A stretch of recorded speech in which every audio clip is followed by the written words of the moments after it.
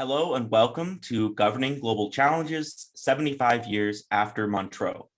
Today is August 23rd, 2022, which is exactly 75 years after August 23rd, 1947, the day in which representatives from World Federalist organizations around the world came together in Montreux, Switzerland to form what they called the World Movement for World Federal Government, and issue a declaration setting world federalism as its political ideal. This event is meant to reflect back on the vision and mission set out in the Montreux Declaration and compare it to the current situation of global governance reform. We will start off with input from Daphne Gogou, a member of the Bureau of the Union of European Federalists, who will discuss the relationship between European Federalists and world federalism. Next, we will hear from Ariana Yekrangi. I hope I pronounced that right. I'm sorry if I think I did wrong. Okay. He's the co-founder and chair of Unaligned on the importance of amplifying key perspectives in global governance reform. Thirdly, Andreas Bummel, the executive director of Democracy Without Borders, will ask how relevant the Montreux Declaration is today and what the current challenges to world federalism are. Last, but certainly not least, is Georgios Kostakos, the executive director of FOGS, or the Foundation for Global Governance and Sustainability. And he will be speaking on how to build global resilience in response to multiple overlapping crises. I want to offer a huge thanks to all the speakers for taking their time to participate today. So thank you very much. I'm very much looking forward to the discussion. So this event will be divided into two parts. The first part will feature each speaker presenting for 10 minutes each. This will be followed by the second part, which will be an open discussion with questions taken from the audience Q&A. So those of you in the audience are more than welcome to click the Q&A button at the bottom of your screen and submit your questions, and we'll try to take them from the speakers in the open discussion at the end of the presentations. Okay, and finally, before we get on with the event, I'll introduce myself. So my name is Eston McCaig, and I'll be moderating the discussion today.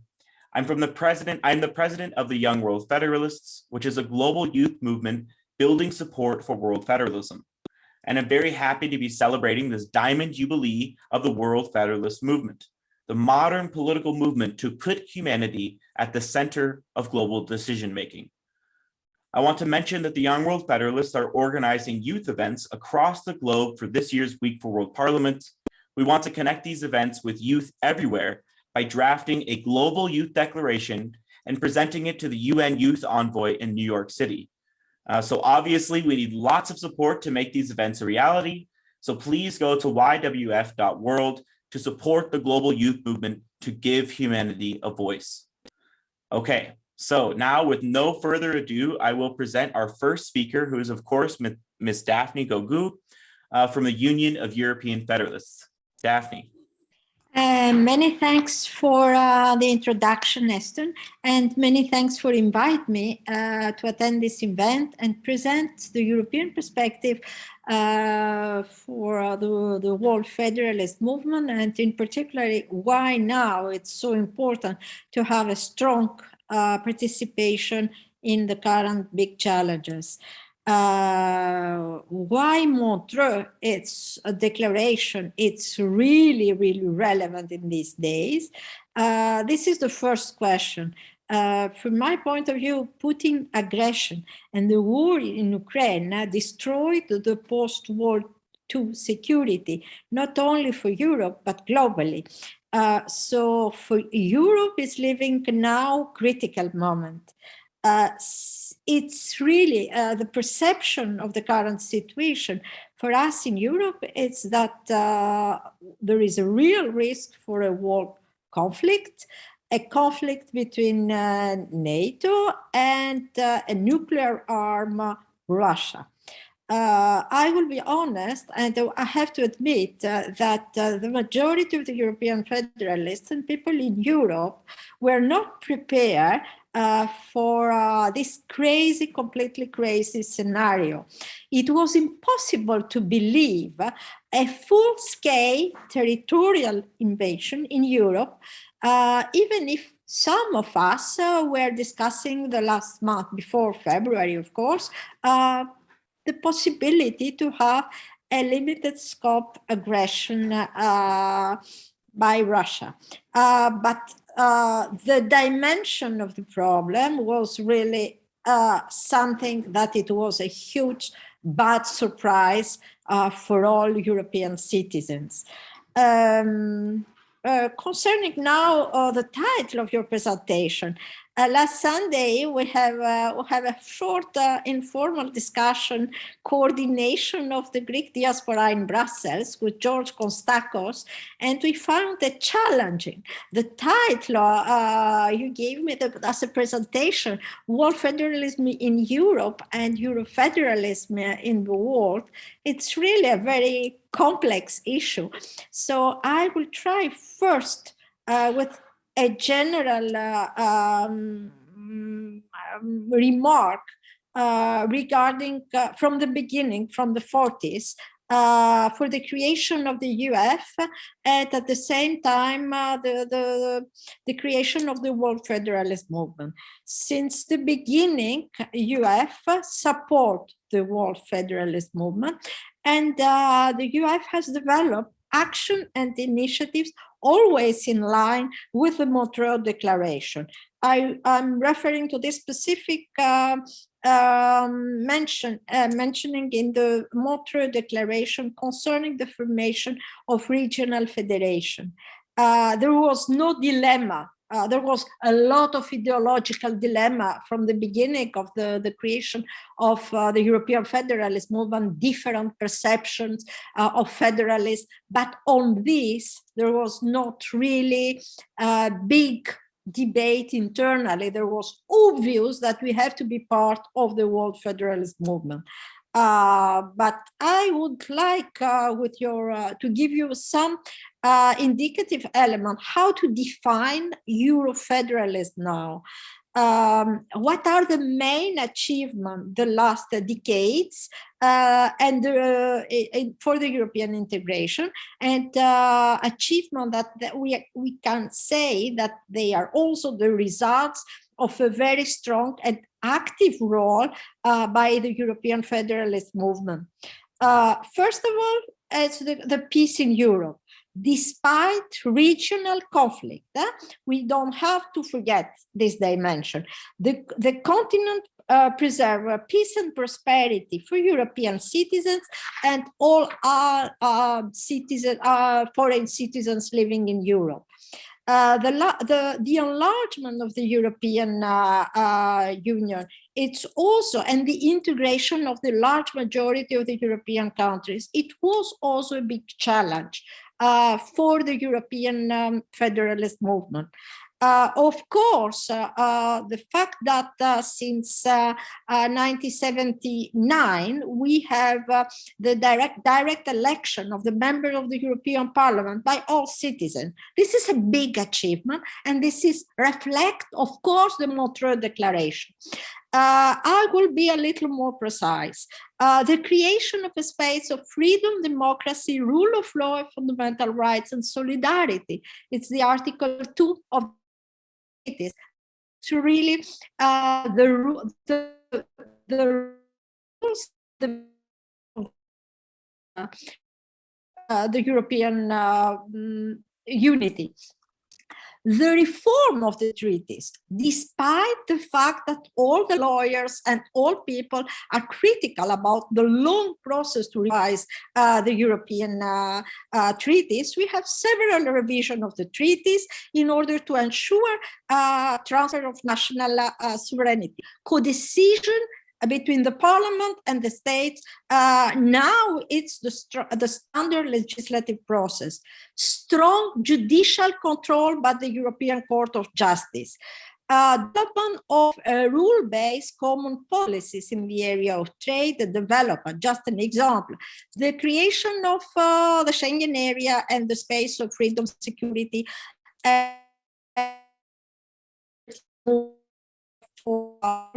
in Europe, the creation also of the European citizenship and strong civil society. Okay, these are, we can summarize as a main achievement, and when we try to define the Eurofederalism. Are all these achievements enough to face challenges for the next period, for the 21st century? For us, as European Federalists, it's now the right moment for an ambitious treaty change in order to have a truly democratic European federation. Now we call for a convention to be launched based on the results of the Conference on the Future of Europe. We have now the clear support by the European Parliament. The large majority of the members of the European Parliament support our ideas. We call for the creation of a European defense and security policy. Let me remind the failure to create the European defense community in 1955. Everybody knows the vote in the French Parliament at the time, the negative vote. The second element that is really crucial for us as federalists, it's the abolition of the veto. And this is the key element in order to have a strong European foreign policy. And we would like also to boost and to accelerate the enlargement process for Western Balkan countries, but also now for Moldova and Ukraine. This is really a big challenge for us. One other big challenge for us as a federalist is the creation of new own resources. Without a strong budget, it's very difficult to defend all our ambitious goal for the next period. We would like also to create pan-European political parties and transnational lists. Without this, the democracy and the whole debate will not be effective for our point of view. The national elements still predominant in some political families. We would like also to reinforce social justice and equality. This is the big challenge for this commission and big challenge for us as federalists. And of course, after the pandemic, allow me also to mention that we need to defend a new common policy in the area of health, climate change, artificial intelligence, and all fake news, fighting disinformation. What are the risks now? We say it's the right moment for us as a federalist, but there are risks. Of course, the Russian aggression creates a renew of nationalism in Europe. You have the results of the French election. There will be election in a few weeks in Italy. It's possible that all the achievement and all the positive element we have developed since the last European election, the whole ambiance will change. Concerning now the other elements of your the title of my presentation, what we can do as a federalism in order to promote world federalism in Europe. I mentioned before that there was a kind of commitment from the beginning to support the world federalist movement. I will not hidden that there are also internal discussion, and this is not a shared priority for all federalists in Europe. Others, they put other priorities. However, I'm sure now that the large majority of the European federalists, after the COVID experience and the war in Ukraine, they can see as an obvious now the need for a new global governance. What have to be the main goal for this new global governance? Sustainability, accountability, justice, transparency, and solidarity. We need now to build inclusive societies in order to face old and new emergent challenges. Peace and security, of course, this is the first priority, but also climate emergencies, gender issues, and equality. The European Federalists can share experience with other federalists. We have to work together in order to build a consensus on key global governance issues. we need urgently to promote multilateralism and set new rules-based international order. Authoritarian regimes defending absolute sovereignty are the main reason for world and global anarchy. A world democratic federation is the only guarantee for peace and sustainable future for the planet. Thank you. Thank you so much. Thank you very much, Daphne. That was really nice. I think you laid out a lot of relevant issues for Europe, and I really liked hearing the policies that the Union of European Federalists has that they'd like to see implemented at the European level. Things like abolishing the veto, a convention, sort of a new treaty convention inspired by the Conference on the Future of Europe, transnational lists.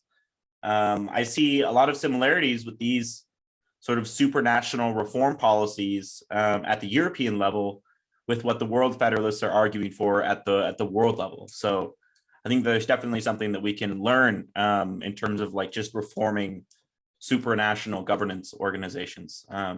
Yeah, but there's a lot there. Thank you so much for your input.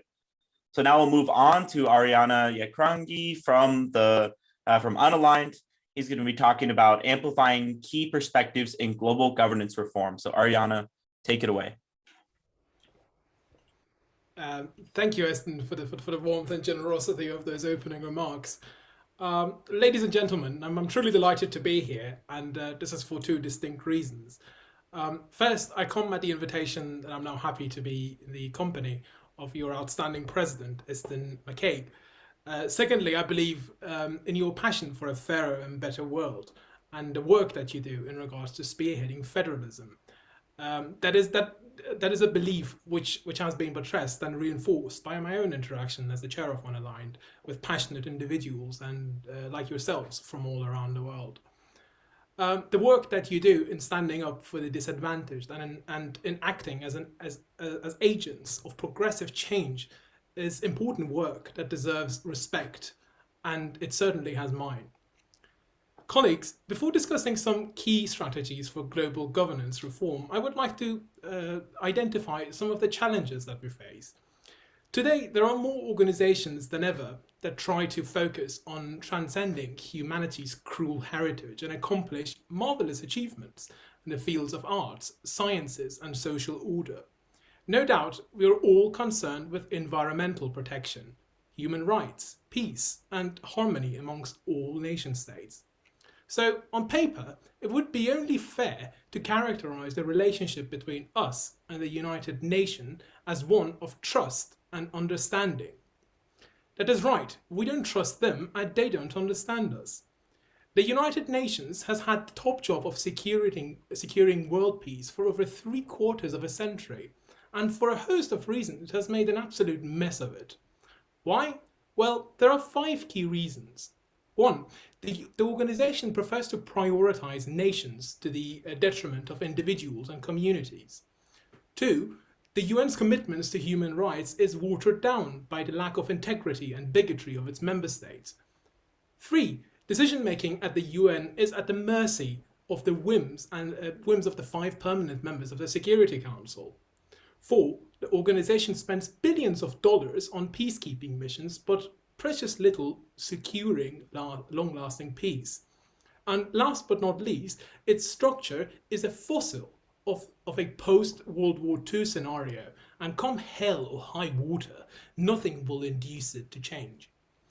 The demise of the UN has become intrinsic to its very essence. It is crumbling from within. Its structures are flawed, its principles are vague, and its members are at each other's throats.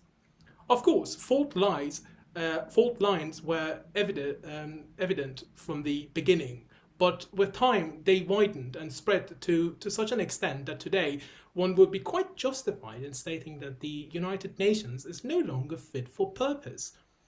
The latest developments in the UN following the Ukrainian invasion only accentuate the shortcomings of the organization.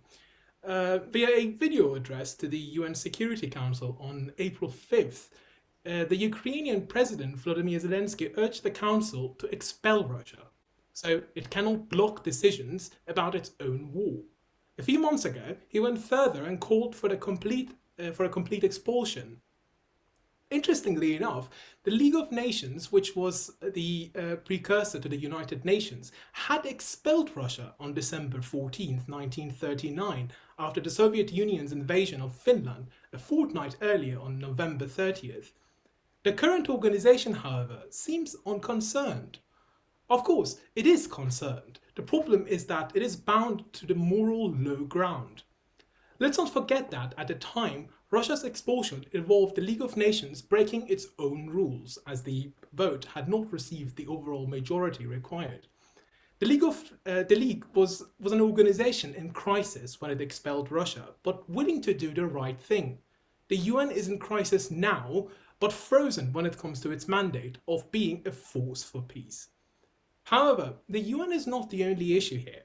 I remember meeting someone from a peculiar land with a completely messed up political system yielding a society that was plagued with poverty, oppression, corruption and strife. I commiserated until I found out that there was actually an alternative political party that, given the chance, would put things right. Yet nobody seemed to care about it. I asked my new acquaintance, what's wrong with you people, pointing that story out. Many do not know and many do not care, they responded. And what about you, I petitioned. Oh, better the devil you know, they replied smugly, as demon probably dragged them to hell. As it stands, many of us are being dragged to hell, but irrespective, we are quite content in the knowledge that it is by a devil we know. In this case, the devil is the United Nations. Now I know you may be thinking such an analogy is unfair and far-fetched. After all, the United Nations is the closest thing we have to an international authority working towards peace and prosperity. And that is exactly the point. Indeed, the United Nations has done some great things, and many of its bodies, such as UNHCR, the Human High Commissioner of refugees, and UNESCO ensure commitments and visibility to many of humanity's pressing issues. However, its successes are often despite rather than thanks to its structure, policies and procedures. It seems unlikely that the UN will ever find its moral compass and expel Russia, no matter how many war crimes keep piling up. China can invade Taiwan, the US can roll back on all its human rights legislation, and the UN will sit back and watch. The fact that the UN does not penalize human rights abusers or expel them from the organization insinuates a philosophy of ethical relativism. And yet, most of us are, again, happy to be represented by these organizations. We are happy to accept it as humanity at its best. Well, if those are the standards to which we aspire, then we are well and truly doomed. Luckily, for most of us, this is not the case. Federalism is gaining momentum, and more people are joining Young World Federalists, unaligned and like-minded organizations that are working tirelessly to address global issues. This is why the primary mission of Unaligned is not to reform the United Nations, but to replace it with an institution that focuses on the quality of its members, not quantity, and on people, not nation states. One of the ways in which Unaligned is achieving this is through the creation of a platform for discussion and dissemination of knowledge. Having borrowed legend from the Argei dynasty, for over 2 years now, Unaligned has been publishing the monthly Gordian magazine, echoing the voices and ideas of our members for a better and fairer world that puts humanity before nationality and our planet before greed.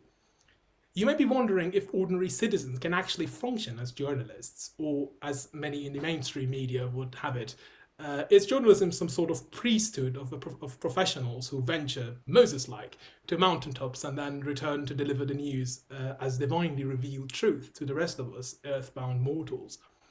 The truth is, writing is a powerful tool, and citizen journalism is an inseparable part of modern-day activism. To steal Rainer Maria Rilke's phrase, we must live the question now, constantly examining our assumptions, our biases, how the world is changing, and what it means. The Gordian helps our community to do just that, Using our platform, it helps individuals to learn, to explore, to inspire, and ultimately to make their communities better as a better informed citizen lead to a better society. The advice is quite simple. If you don't like the news, report some of your own. Contributing to The Guardian through writing, sharing galleries, submitting campaigns, or the traditional article does not serve the purpose to share writerly pearls of wisdom, but rather starting or furthering a conversation that desperately needs to be had. Nevertheless, The Guardian has continued to receive some phenomenal reads that have provoked and become materials for news stories, features, and explainers. An important question here is, will more participation and better information make us happier and more fulfilled? The answer to that is maybe, but only if participation is responsible, trustworthy, influential, solution-seeking, and sustainable. Today, The Guardian has thousands of monthly readers, and though we're excited more than ever before, there are clear challenges that non-profit media organizations like us face. Our team consists of professional journalists, editors, sub-editors, graphic designers.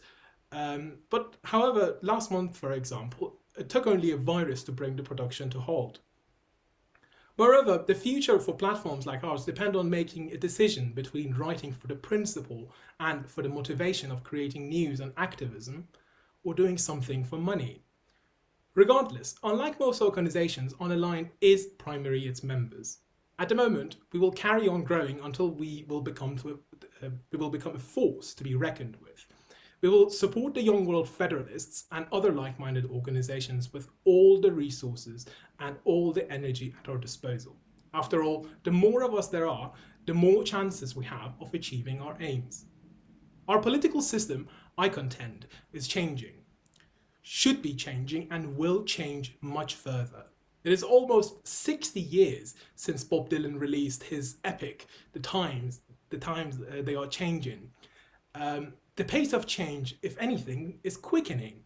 We have to move with that change, or we risk being swept away by it. Thank you very much indeed for this opportunity and for listening to me this evening.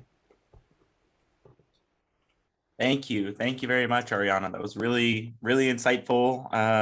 Yeah, you covered a lot of different issues, but it was really insightful to listen to what you're doing at Unaligned with the citizen journalism and helping people learn and take the issues into their own hands. Really, I like that. I think it's really cool. And then a lot of the stuff you were talking about with the UN.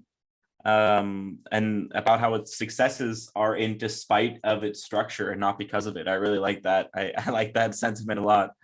But yeah, a bit controversial, definitely food for thought. So I'm excited to hear what our other panelists have to say about it. So we'll move on to our third presentation, which is Andreas Bummel from Democracy Without Borders, and he'll be talking about what does Montreux mean today and the challenges facing world federalism. Take it away, Andreas.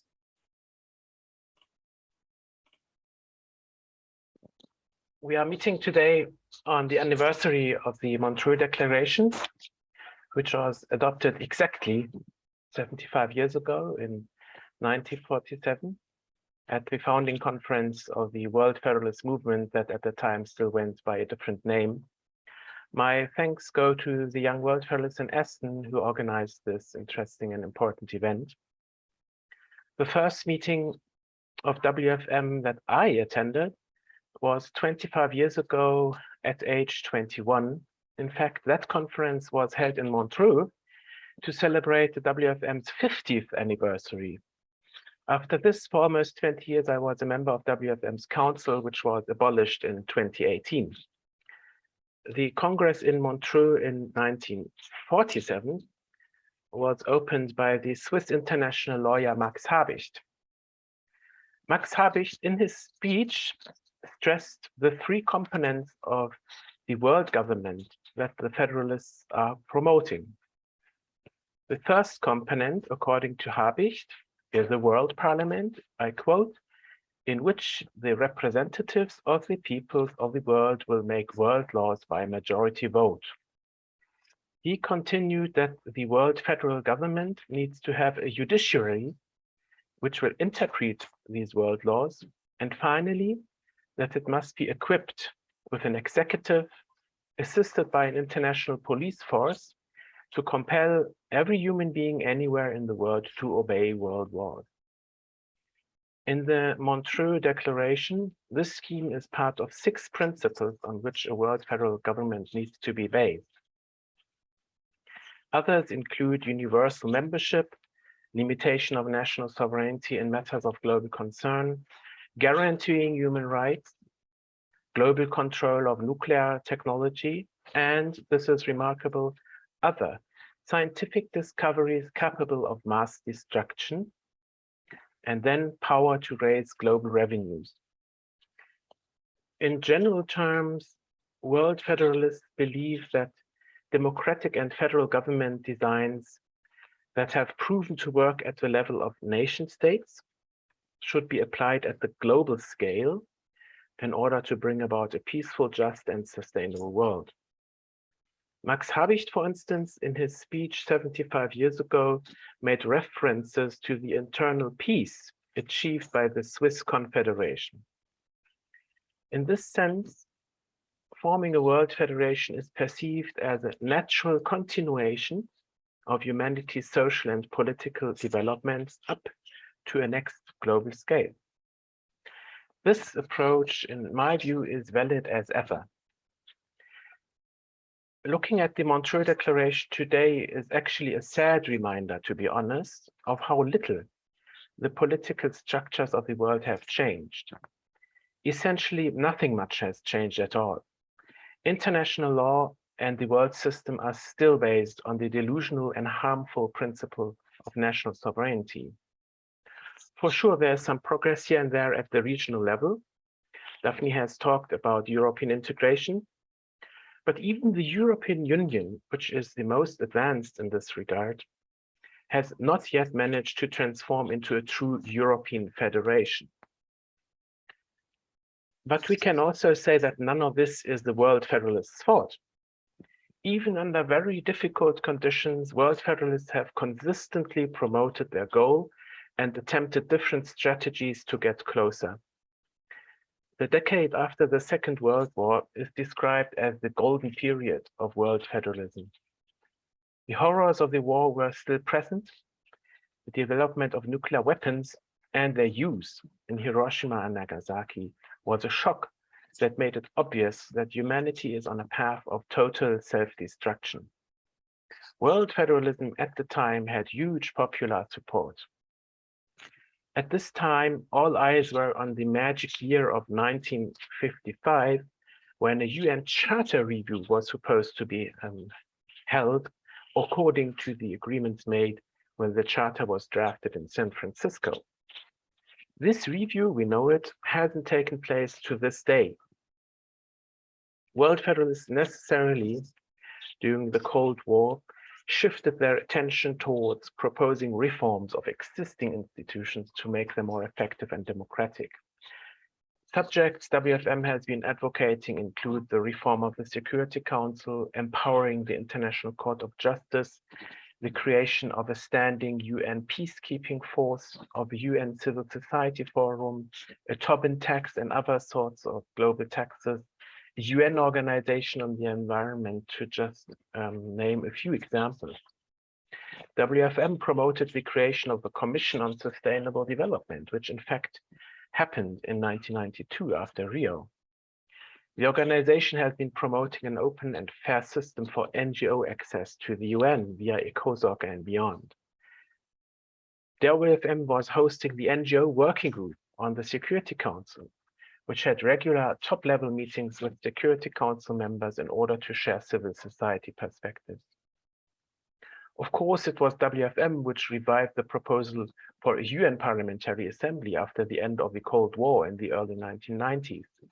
World Federalists have helped launch the UNPA campaign back in 2007. The project World Federalists are best known for, of course, and which was a big success, is the creation of the International Criminal Court. WFM was crucial in mobilizing support for the court, which came into being in 2002. From 1995 to 2020, WFM led the Coalition for the ICC. It also led the Coalition for the Responsibility to Protect, a doctrine which too represents a huge step forward in international law. After a distinguished career, WFM longtime executive director Bill Pace went into retirement in 2018. The years after this weren't easy, and on top, operations were disrupted by the COVID-19 pandemic. WFM, fortunately, is now in a process of re-establishing itself under new leadership. From a bird's eye perspective, I believe we need to contend that threats like nuclear war, the climate crisis, or even an ongoing pandemic are not enough to establish new mainstream support for world federalism. At least not yet. And we need to ask ourselves, why is that? In my personal opinion, the single most important obstacle to world federalism is authoritarianism. This has been the case all along. A world federation, in the true sense explained before, necessarily requires a common set of democratic values and principles. It needs to establish equal global citizenship. It needs to guarantee human rights on the entire planet.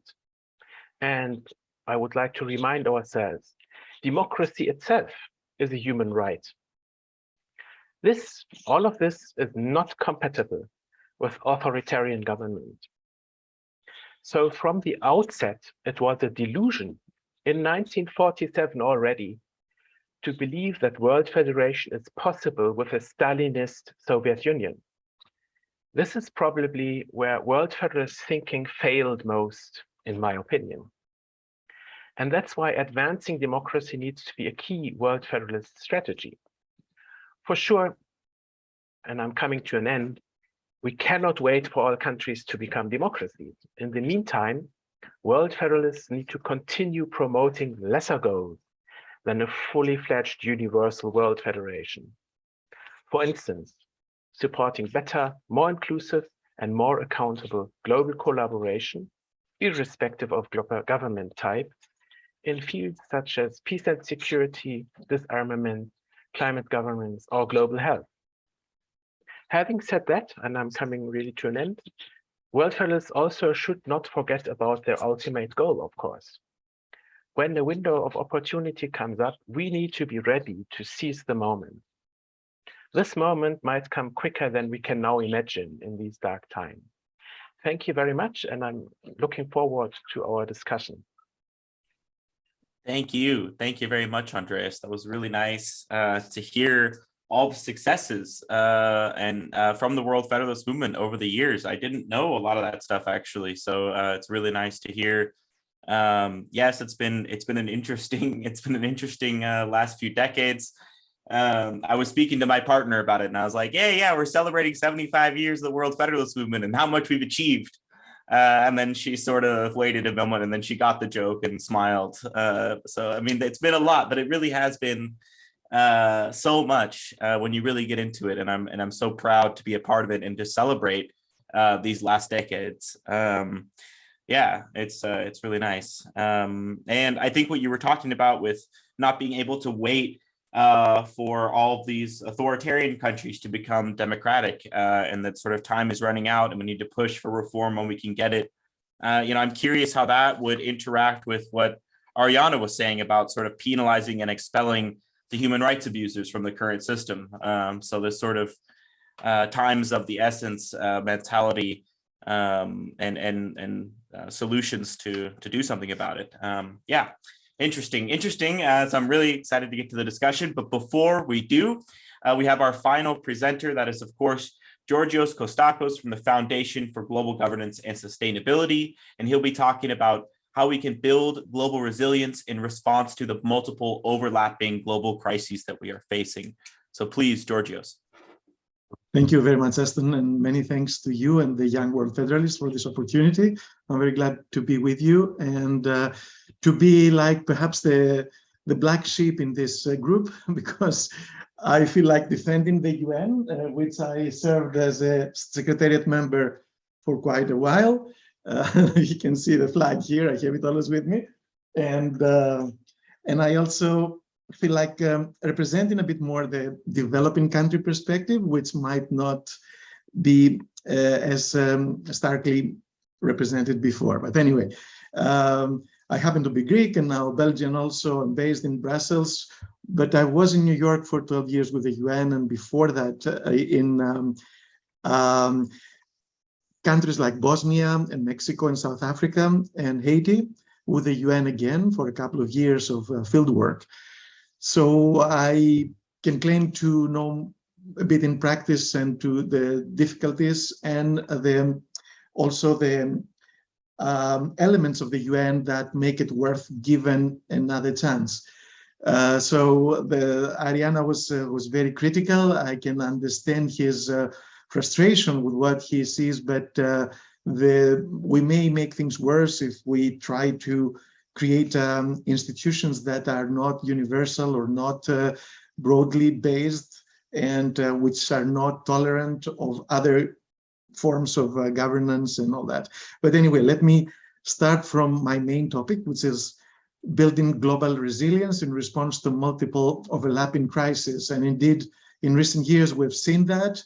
I've written an article about polycrisia, meaning a succession of crises, one after the other, and coexisting crises, like now we're having still the tail end, hopefully, of the COVID-19 pandemic, but also we have climate change, we have food insecurity, water insecurity, and inequalities, etc. All these non-military threats to human security are very important, affecting a lot of people. And before the war in Ukraine, perhaps we could say they were the ones that we have to face most than anything. Now the Russian invasion of Ukraine may have changed a bit, again, brought us back to more traditional considerations of security, but still, for the long term, what will define humanity's existence unless we destroy ourselves through a nuclear war, and our well-being and coexistence will be our joint tackling or not of these threats to human security. So resilience is not the same, of course, as sustainability. We'll be talking about sustainability before the SDGs, right, and the Paris Agreement for climate change.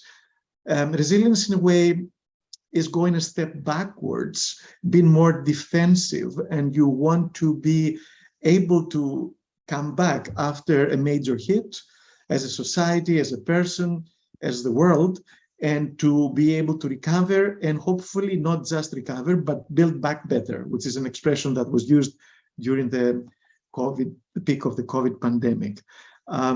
So resilience is exactly that capacity. It starts from mechanics and metals that can come back after you push them, but if you push them too much, they break, all materials. And so do societies and institutions and people break.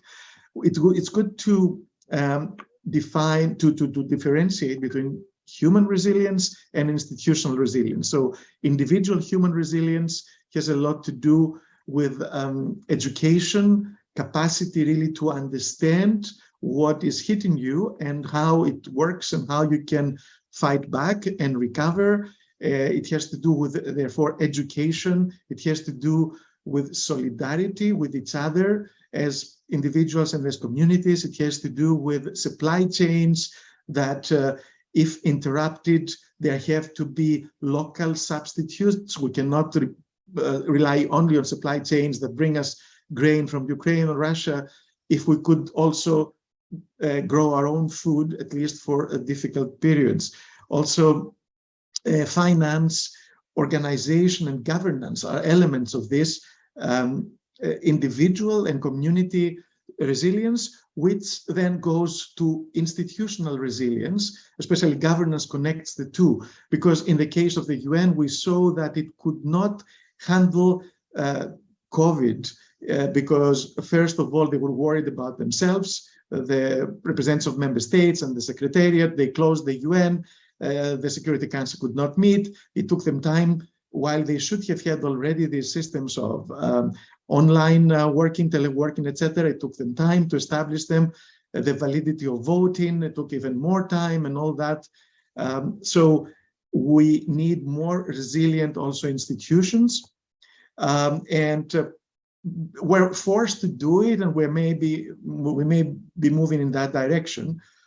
But the overall big picture is still a bit vague and not finally defined. So the world federalism, to bring that in also, is an ambitious view of the world as one super state, in a way modeled after the United States of America, and having one central authority which has the control also of military resources, except for police, etc., smaller forces. For me, it is a bit scary.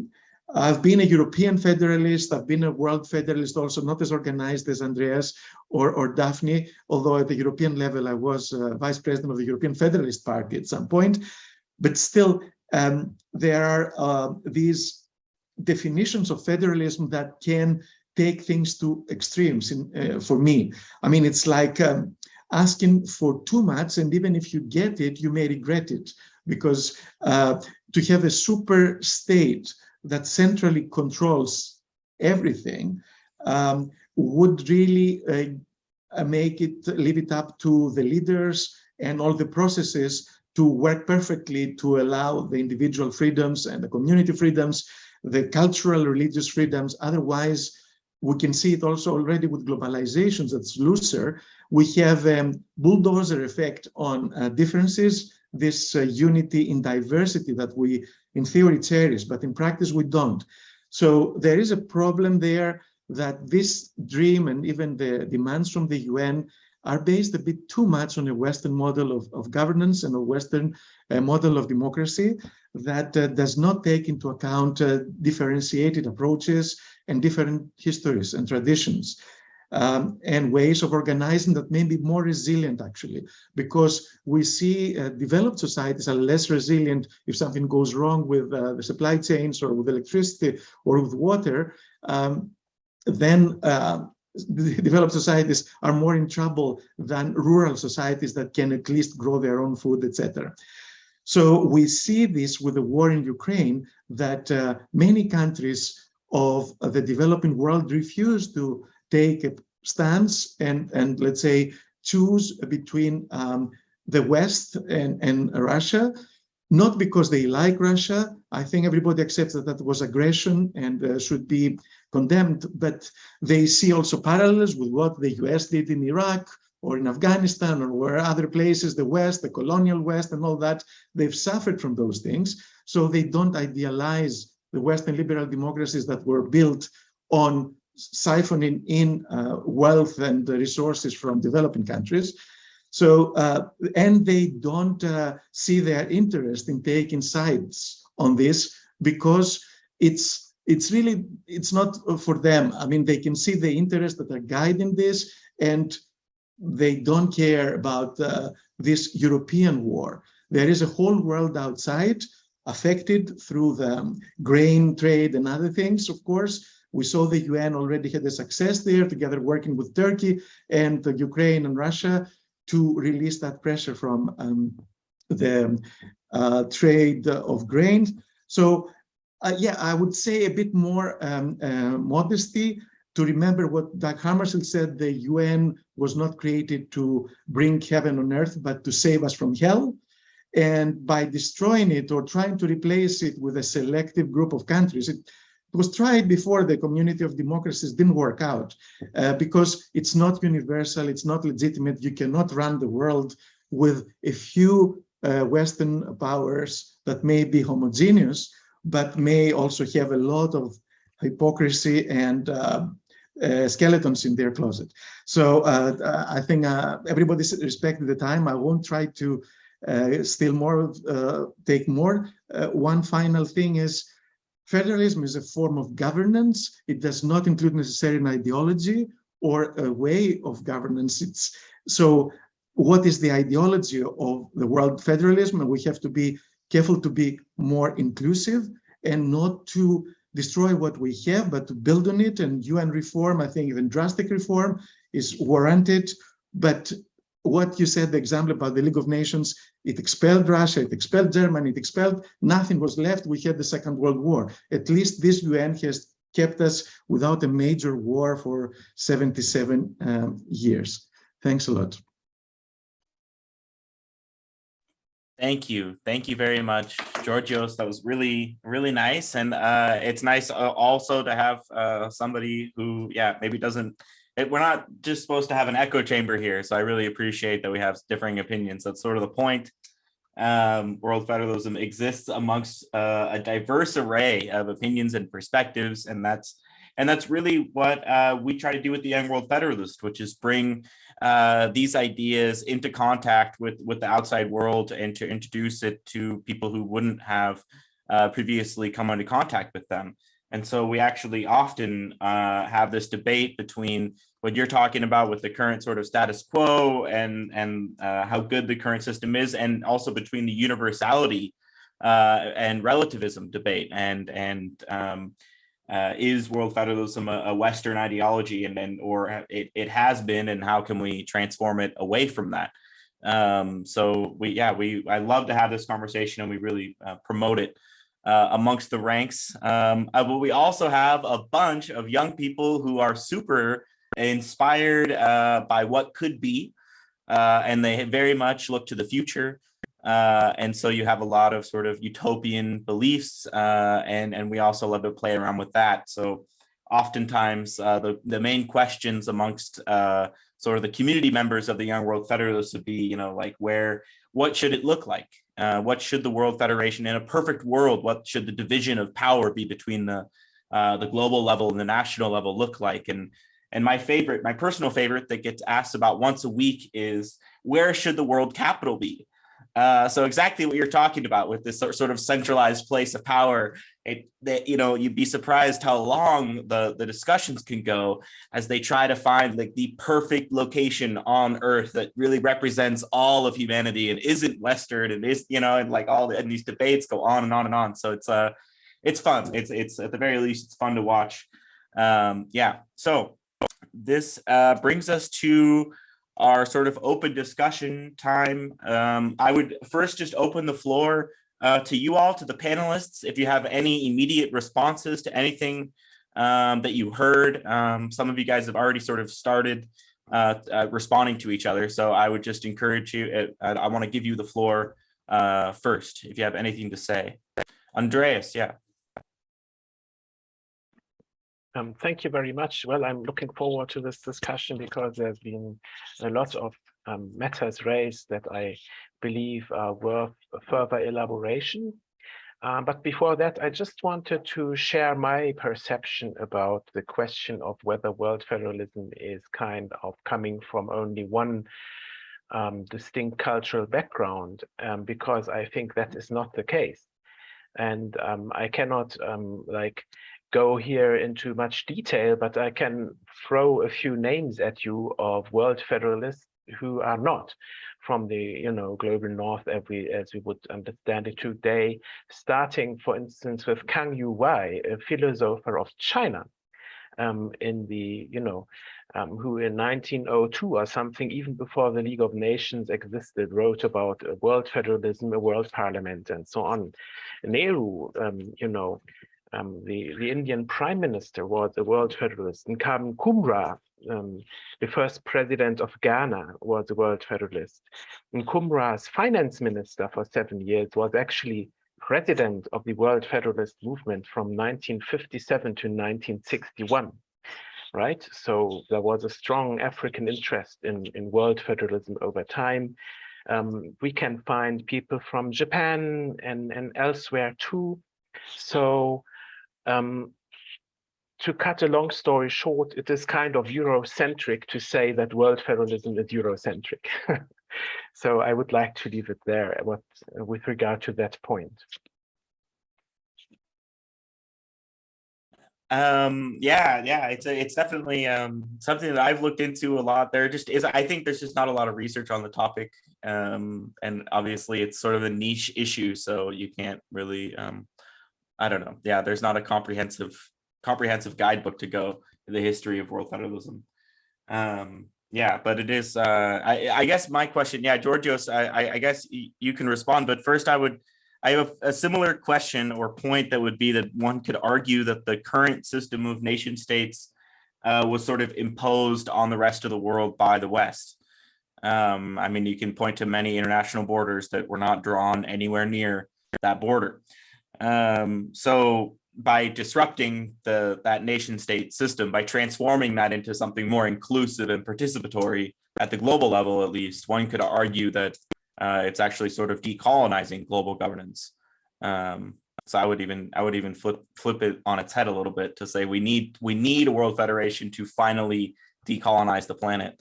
But that would be, yeah, that's my opinion. Georgios, if you want to respond.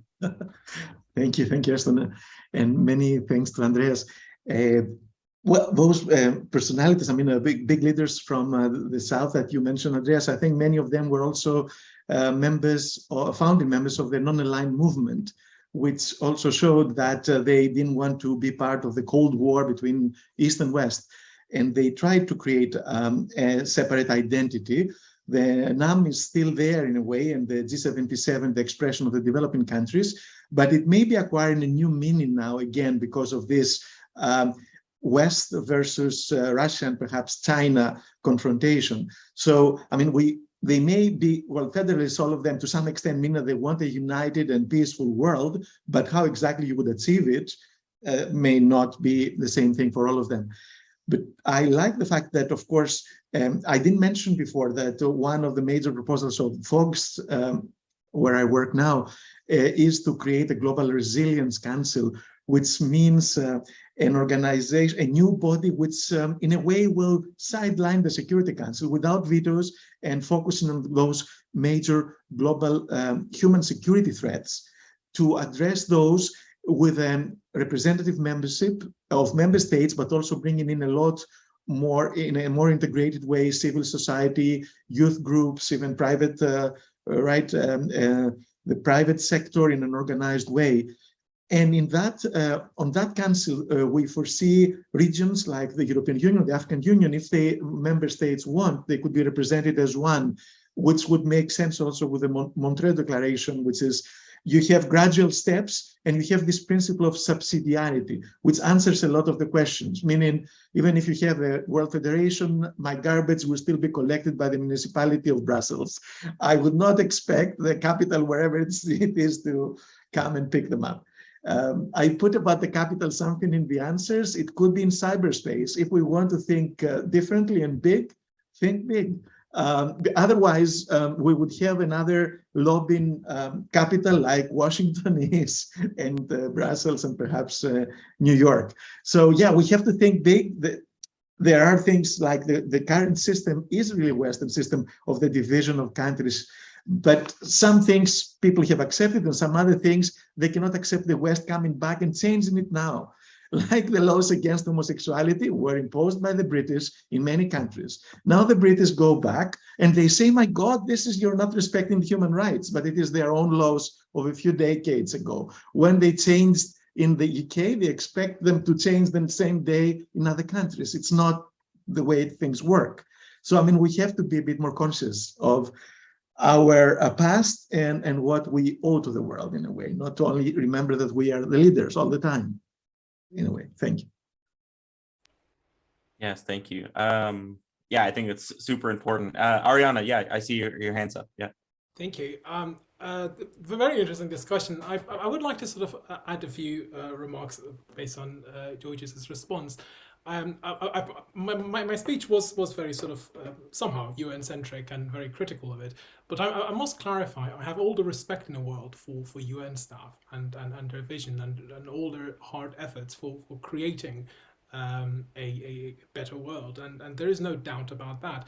In fact, I would very much agree that the mission of the UN, which is ultimately securing world peace, and it's in the mission statement of the organization, cannot be allowed to fail. But regardless, I just don't think that letting the UN have all the successes is going to be beneficial, because it's just going to prop up an organization that just keeps failing. failing us. Interestingly, you mentioned something about Dag Hammarskjöld. He's a very interesting character. The Secretary General. He was one of those people who did take matters into his own hands by rolling up his sleeves and then opting for direct action, unlike most Secretary Generals today. And his style, as you know, felt probably very threatening to the 5 members of the Security Council, and certainly cost him his life. His plane was shot down, possibly by the hands of CIA, the US, and MI6, possibly with Belgian involvement, since we're talking about Western allies. And it's very important to note that, because he was one of the last emboldened and last Secretary Generals that wanted to actually do something. Nowadays, the UN communique is like an alphabet soup. It's nice, it's encouraging, but there is nothing to it. My last point was about the UN and how you claim perhaps it is the reason why we are experiencing peace. I wish that was the case, and I really wanted to be able to sort of agree with you on that. I think perhaps NATO deserves more credit here than the United Nations does. I wish it was the United Nations, but it's NATO nowadays. Why can it not be the United Nations?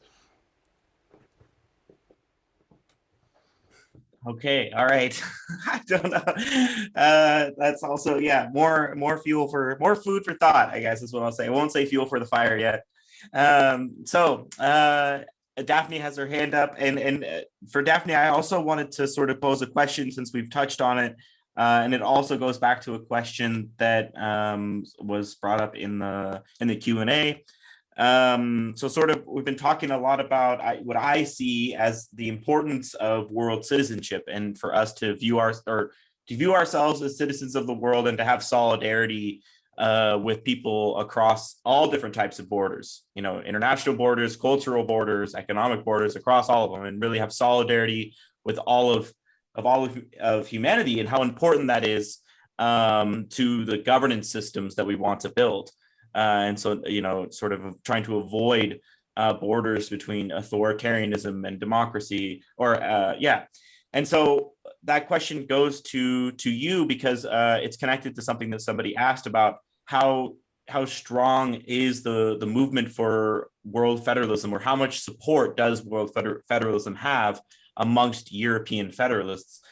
In other words, how much world citizenship do you see in the movement? And now that's just one question. I know you already had your hand up, so feel free to ignore my question entirely. So there you go. Well, Ethan, I will reply to your question, but I have first in mind some clarification concerning the principle of subsidiarity. George mentioned before, Georgios mentioned that before, but it's really a key issue when we discuss about a global governance. So without clarifying and have clear in mind what subsidiarity will be, it will be very difficult to avoid a kind of a maximum centralized governance that does not reflect our values, that does not reflect also the way that we perceive the inclusive societies. So inclusive societies means subsidiarity at different levels. So we have our own experience in Europe, and each time we develop, just to give you a very practical, as a lawyer, a practical example, what does it mean for us drafting a law?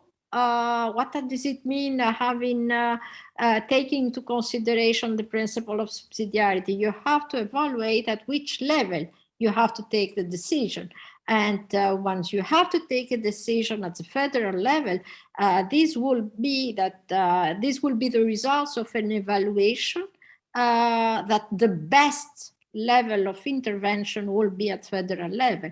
Otherwise, you don't need to interfere. So world federalism and democratic, because I like the word democratic, it's very difficult to advance. I'm a human rights lawyer, so it will be very difficult to perceive a world global governance without having the principles of effective democracy or human rights, respect of individual rights. So it's very difficult to imagine the starting point, and the whole process will be completely different. So subsidiarity, from my point of view, it's a key issue when we discuss about global governance. So, I would like also to reply to one specific question. Believe me, give me 1 minute more. Raised by in the QR by Daniel. Concerning how we have to have this consultation process, and if we have to promote a consultation bottom-up approach, in particular when we revise our the framework, how we will include civil society and citizens' request on this. So we have long discussion in Europe within the European Federalists how to proceed. So we have now the experience on the Conference on the Future of Europe, which is the first step of a kind of extended consultation for the revision process at the European level. It's not a perfect model, but it's a beginning of a completely different perception of how you will proceed, how you will include not only governance and other stakeholders, but also citizens, civil society and citizens, activists in the whole revision process. So from my point of view, this is a good experience to take into consideration in other regional framework in order to avoid a kind of standard classical intergovernmental approach for the revision process. So this is really something we try to extend in Europe. Is the first step. It's not the perfect model, but I think we have to learn and share this experience with other Federalist friends and see also at the global level how we can promote the global civil society and have more activist group participating in the revision process. It's really a very important element for democracy, to have a democratic value and to involve people. Coming back to your specific issues of border, I used to work 20 years on migration, so we face a lot of criticism in Europe to create a space when we were very happy and proud to have the area without internal borders, but people outside of our borders were very critical for us, saying, you create the Europe fortress. So, you know, in the Human Rights Universal Declaration, there is very limited elements concerning people mobility. This is one issue to develop in the future. Having a notion of global citizenship and the mobility, the safe mobility, not only for migration reason. You see now with the pandemic, we face other kinds of difficulties, other barriers for people mobility. And so these are elements to develop. In the manifesto we present for the European election there are some elements as a European Federalist in 2019. We advanced some ideas. There are members of the Spinelli group in the European Parliament. They are happy to develop more some of these ideas in the revision of our policy approach for the near future. The convention, if we succeed to have the convention for the revision of the treaties, we can go and develop more. But in any case, I think it's impossible to perceive a European Federalist movement that will create a borders among, let's say, only for Europeans and all the others outside, and they will exclude people coming from outside, and we create artificial barriers to the mobility of the people. So this is not in line with our principles, although we will also have internal discussion, and to be honest, migration and security aspect, it's a very complex issue, and all of us in Europe, we can have, well, the majority of us, we can agree in the common basic elements, but there are nuances and there are differentiation among us concerning this very sensitive issue, which is the core of the national sovereignty. Yeah? And we have to wait almost 40 years after the creation of the European Union in order to have this well-functioning, common area without internal borders. So it's a very complex issue, but I think the principle of ensuring safe mobility of the people without any barriers will be one of the main elements to develop for the future, for us and for all federalist movement. Thank you very much, Daphne. I really like those sentiments, and I'm reminded of actually after the Montreux Declaration was signed in 1947. I believe there was a large UEF, Union of European Federalists, meeting in Montreux, like just after the World Federalists met. So it was sort of like two movements meeting in the same place at the same time. And yeah, so it really shows how long the history goes back. And there was a speech by the leader of the European Federalists. I don't remember his name, but he said that he was proud to advocate for one Europe in one world, which I really like, that it sort of touches on this the sentiment of world citizenship that's necessary even for European federation to happen. And obviously really related to that core issue that you're talking about with mobility and migration, and really seeing a European federation not as a renewed nation state, but as a region amongst many other regions of the world. So I think that's really cool that we're sort of transforming what it means to be a sort of political entity a little bit. Yeah, and so I would like to ask a question to Andreas, because it is sort of connected to what we're talking about here with values and identity with respect to supranational organizations. And then obviously the question comes up about democracy and where do we place that value of democracy, and how can we construct supranational organizations in a way that are democratic, or in a way that allow for non-democratic nation states to take part in them as well, sort of that universal versus relative debate. And so I'd like to know from you, Andreas, how can that really happen? How can we avoid transforming or basically turning a supranational organization like the Community of Democracies into basically another nation state, and drawing new borders amongst the international order, like between the democratic countries and the non-democratic countries? I mean, to me, that looks a lot like lines in the sand, like the Cold War were. So it's sort of a Cold War 2.0 thing. So how do we avoid that if we are going to construct a world federation that focuses a lot more on the democracy side of things? Well, I share the concern that Georgios has expressed with regard to efforts of building something, whatever it is called, kind of, alliance of democracy in parallel to the UN, that would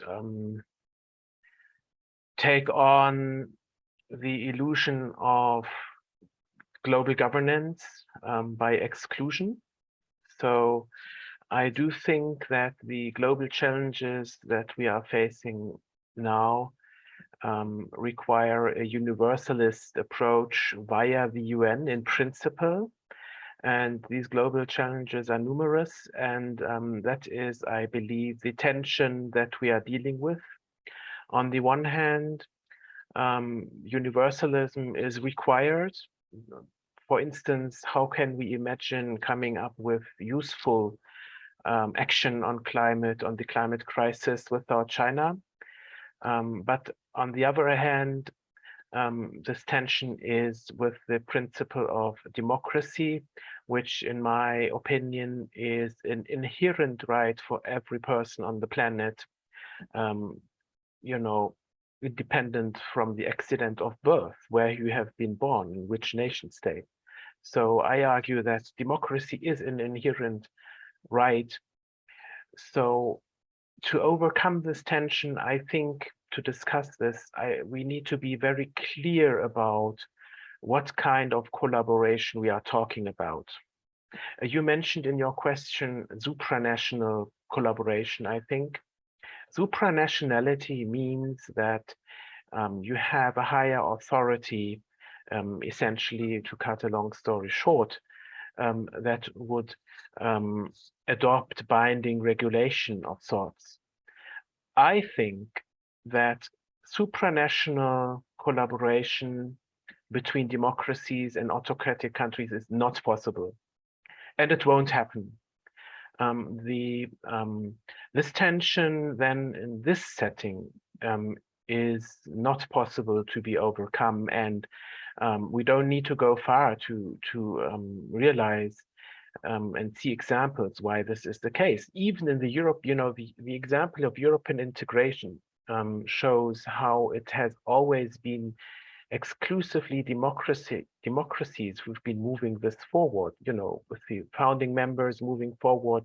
It's been a community developing toward supranational governance that has always been based on common democratic understandings. And this is the case to this day, and we can see the big issues that are coming up with democratic backsliding in some EU member states, in Poland and Hungary, that are coming up for the whole governance mechanism of solidarity, how to deal with each other, is there common ground? And this is actually one of the biggest problems the European Union is dealing with right now, this tension with those countries, member states that are backsliding. Now, having said that, I believe that democratization across all countries is an undisputable precondition for universal world federation. Having said that, there are, of course, modes of collaboration possible below that threshold of supranationality, right? Below the threshold of shared sovereignty.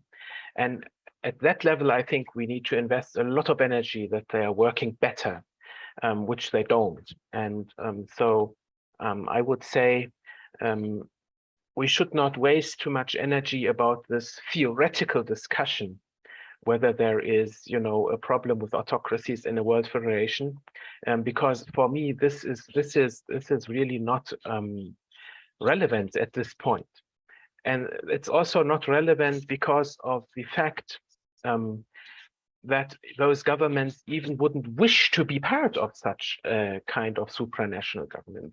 Autocratic governments per se, you can see it throughout history. They are not there to share sovereignty and power with anyone else. And if they do, they only do so for a while because it fits into some kind of tactic, right? So I think we should make the collective security of the UN better, make it functioning better, but world federalism is not in the cards at this stage. Wow, super depressing, Andreas. It's the anniversary of the declaration. That's no, I'm just kidding. I'm just making a joke. I do agree a little bit. Yeah, I mean, obviously it's quite out there, especially when you look at the problems that we're facing right now. I mean, we have war in Europe and so many multiple overlapping crises is my new favorite term, because then I don't have to sit here and list all of them that we're experiencing at the same time. I can just get, it's a catch-all.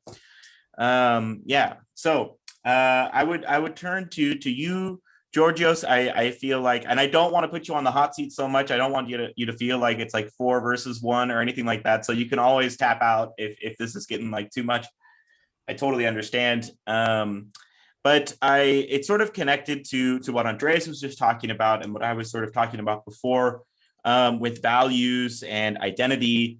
And then I guess if we connect that to governance, what Andreas was just talking about was building governance systems at this level below World Federation, that ideally maybe all countries on Earth would want to be a part of.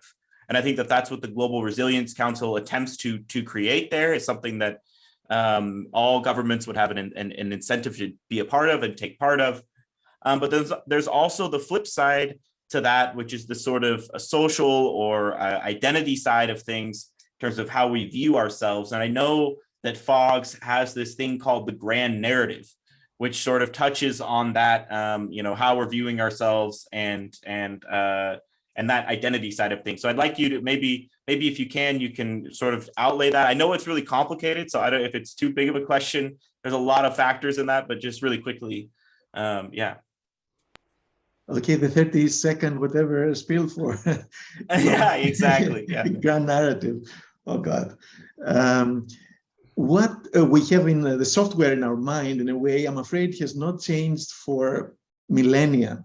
I was reading again a bit of history because I have to admit and declare that I come from Sparta in Greece, which was not perhaps the most democratic as we today consider it state, but still quite resilient. And I was reading about the battle that it lost and really signaled the end of it in 222 before the Common Era. And that was when everybody else would join forces against them. But we had the Peloponnesian War, we had alliances, etc., the Delian League, too many things that I understand exactly and I can see parallels to today.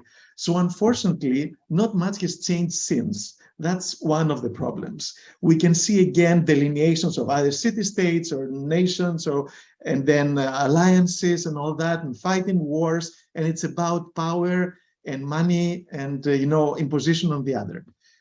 Unfortunately, I don't think that the human condition has improved much since, but we do have at least something we can be proud about, that we are considering humanity as a whole today, even if in a problematic way. So I think we could keep that as a success.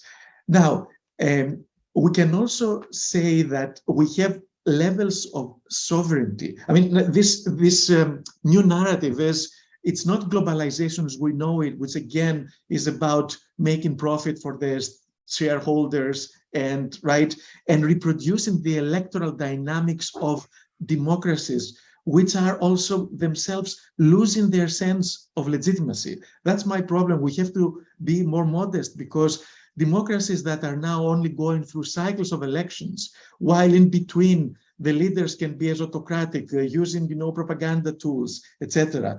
Or like in my country also recently, they follow their opponents with all the technical means that they can, listening to their conversations, doing these things. It happens in Europe and happens everywhere. Or we have this illusion that if we say that something is democratically decided, that the whole world would align with that. So Trump, in a way, he's close to the people, to at least the 50% whoever supports him. I was thinking that he might put in a vote, is there climate change? And the people would vote no, and then there would be no climate change. It would have been very simple. The same about the virus, perhaps, COVID-19. These are perversions of democracy, and we'll see more of them. Let's say if in the elections in Italy, for example, we get very populist and nationalistic parties. In France, that there is a problem of governance. All these things should make us a bit more modest about promoting our model, which has also a lot of problems. And we have to agree, I think, on something for universality. Yes, I agree with Andreas. We're not there yet to have the same level of freedom, belief in freedoms, individual freedoms, etc., to have a federation. But in a way, we have a federation because we think about the whole world. There is the UN. Let's start thinking about different levels of sovereignty. We have it in the European Union. When you bring something to the European Union level, in a way, override something for the areas where there is, let's say, this is the responsibility of the European level, like it is for trade, for example, or for some other things. So we can say that is, oops, my camera is creating problems.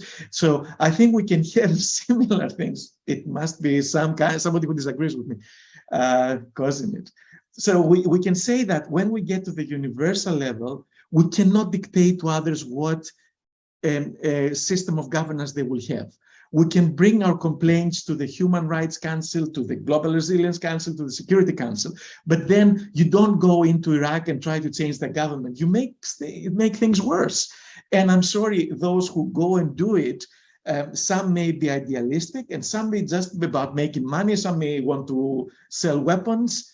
And what the others see outside from the West and the democracies, the liberal democracies, is like pure power politics again. So, I mean, modesty and this level of governance, like Dag Hammarskjöld, etc., I think he tried to represent this higher level of governance that goes for the common interest without respecting even big powers. Of course, he got killed, but he's like a martyr in a way for this line of thinking.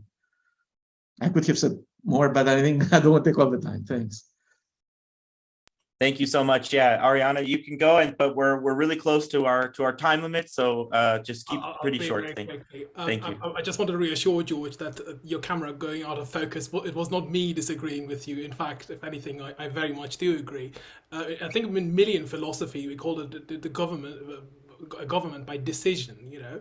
And in contrary, you know, it's far from perfect, you know, and as the case with populism, you know, as has shown recently, and Andreas also highlighted, you know, voters are usually confronted with simplistic options and complex, you know, unpopular ones, and you know, the lack of expertise of voters is a serious issue that you know we cannot ignore. Of course, you know, we also need to consider that democracy is not beyond justice. You know, many systems, for example, that we call super nations, China, amongst which they don't get a lot of things right, but what they do get right is continuity, and this is a very clear characteristic that is missing from democracy. You know, Trump gets elected, he completely reverses everything that everyone's done, and then someone else comes in, does whatever they want, and you know, so it goes. Democracy also, you know, shouldn't really be an obstacle to continuity, as you know, this is really not the point of improvement and development. Yeah, that's a really good point, you know, and I also wonder, you know, how crazy do you have to be to argue for democracy at such a grand scale, you know, that we need a global democracy, and to think about how unstable it can be, and how you know, fragile it is as well. I proudly advocate for global democracy. I think we need it to solve global challenges, but I'm also aware that, yeah, it's not going to be an easy thing to deal with if and when it's here. Yeah, so I think that's where I'll leave it today. I thank you all very much. I just have a few words before we close. So this webinar has been recorded and will be uploaded to the Young World Federalists YouTube account shortly. And there will be links to follow up with each of the panelists in the YouTube description. So you can see all their organizations listed on their screens right now, but I'll put some links in the YouTube video so others can follow up with you guys online. Don't forget to visit ywf.world to support the global youth during this year's Week for World Parliament. It'll be in October of this year. With your support, we can provide travel and accommodation for young people in Nairobi, New York City, London, Bindeshwar in India, and many other cities. Amplifying youth voices is key for global change, and this is a direct way to do it by supporting this event. Be sure to follow the Young World Federalists on social media and subscribe to our newsletter to stay updated on the Week for World Parliament and the other events we plan throughout the year. Again, a very special thanks to our 4 panelists, and a warm thank you to the audience members who stuck around and submitted questions. Yes, thank you all for watching. Thank you very much, panelists. Thank you. Bye-bye. Good luck with all your efforts. Thank you. You as well. Pleasure meeting you.